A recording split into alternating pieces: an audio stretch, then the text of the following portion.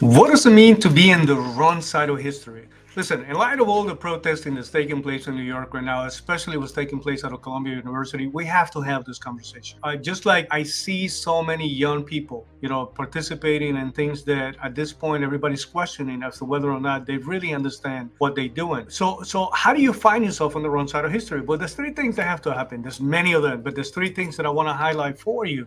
One of them is the simple fact that even though you're coming across with a very novel, idealistic approach, you actually want to do something that would be meaningful, helpful. You actually believe that you're seeing a group of people that are supporting a cause. You want to be part of something. The problem is that this is a principle that you got to always keep in mind. The group is usually wrong.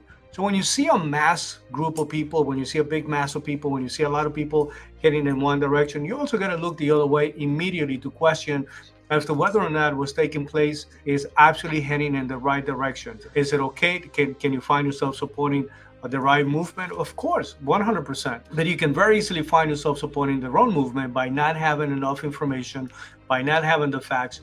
And that literally takes me to point number two. Point number two is, listen, unfortunately, most of the times you find a lot of young people supporting, again, protesting against what they believe is the wrong guide. But unfortunately, most of the times they actually have the wrong guide. They protesting against the wrong person, wrong entity, wrong group of people. So at this very moment, I see everybody protesting against the Israeli state, right? Against state as is the state of Israel, protesting against Jewish people, And the fact of the matter is that there really is a bad guy.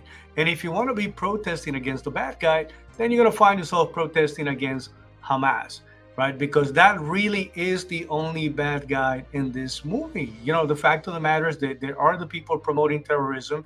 They're willing to terrorize their own people.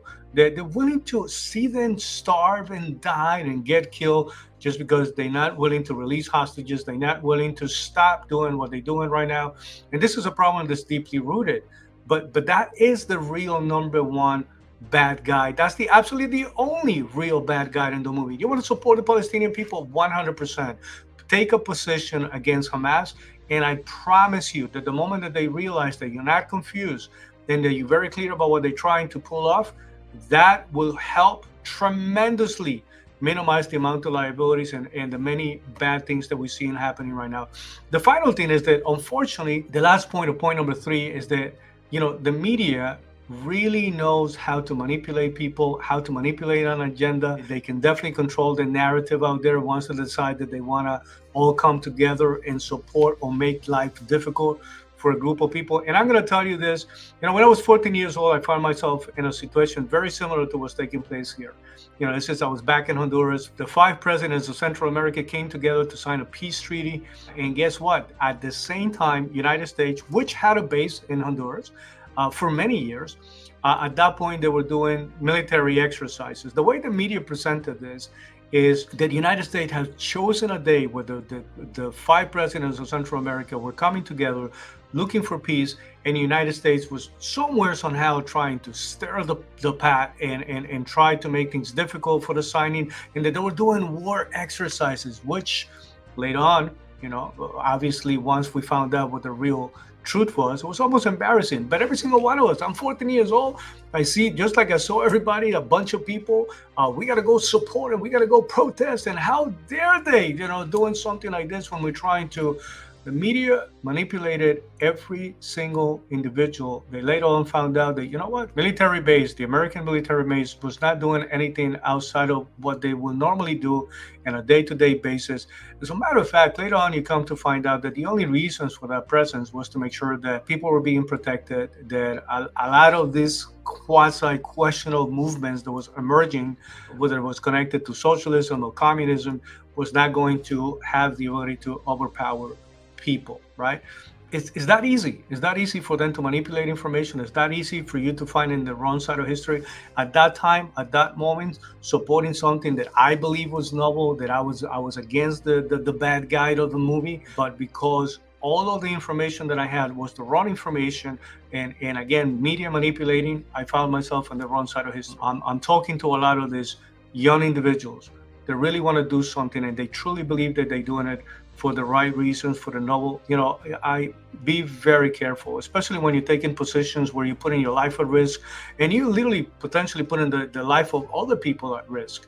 That's something extremely scary. That's something that you got to be very careful, and don't allow yourself to participate in a situation when you're discriminating against anyone, especially based on race or ethnic background, or religious background. To harass somebody just because they're Jewish, to block them from going into school, to intimidating. You're gonna find yourself on the wrong side of history. So grab a little bit of information. I'm inviting the parents. I'm inviting everybody to become part of this conversation. This can really become a bigger problem if we don't get a handle of it. So let's all become part of the right side of history. Let's make sure that we can help this very young generation to walk away from being in the wrong side of history, to make sure that they really point at the wrong or the bad guy for being the real bad guy. And let's make sure that as they continue to support a noble cause of the Palestinian people, that they find a better way to support it. So to support them and to help them in many ways. I know, like I said, I know the intention might be right. So my invitation is for everybody. I would love to hear your recommendations, your opinion. What do you suggest for young people right now? All I'm asking then is to make sure that don't be lazy about the process. Look for the information. See if anything it comes with some level of manipulation, and try to understand if there is a better way for you to support a cause if you're really, really doing it for the right reasons. So with that being said, we appreciate you watching. Looking forward to seeing your comments. Until the next one, so we'll see you again. Thank you.